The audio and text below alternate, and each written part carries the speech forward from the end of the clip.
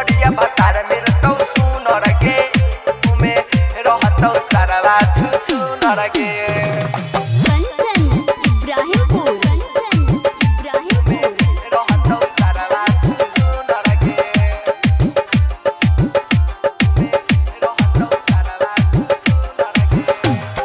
हमारा हाथ से प्यार कोइले करो से प्यार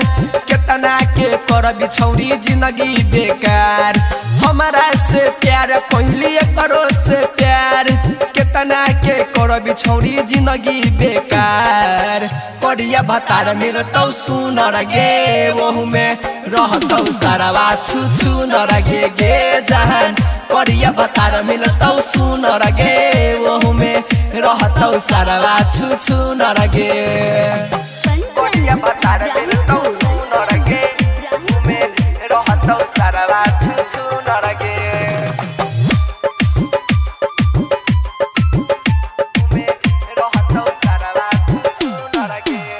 अरे ससुरा में जइबी सुन गे छौरी पियावा मारतौ टांग के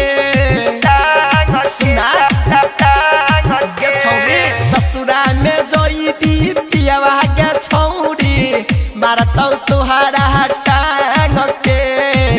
तब सुन हमर याद गयतौ पियावा तोर जब कहतौ कहत रहलिहु न जो चुनर गइले हुनर रह गे गइले हुनर करिया भतार मिलतौ सुनर गे ओहु में रहतौ सरवा सुनर गे गे जहान करिया भतार मिलतौ सुनर गे ओहु में रहतौ सरवा सुनर गे करिया भतार मिलतौ सुनर गे में रहतौ सरवा सुनर गे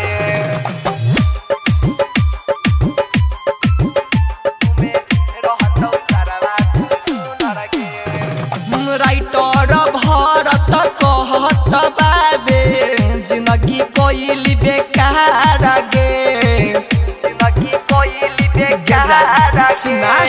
अविनाश मुना कहत बाबे जिंदगी कोइली बेकार गे ऋतिक सोनी के छोड़ दिल साथ गे कहे छौ किशन नंदन सही तोरा बात गे अवधेश कहे छौ मारतौ कुहर रहे गे मारतौ कुहर करिया भतार मिलतौ सुनर गे ओहु में रहतौ सरवा सुनर गे गे जहान करिया भतार मिलतौ सुनर गे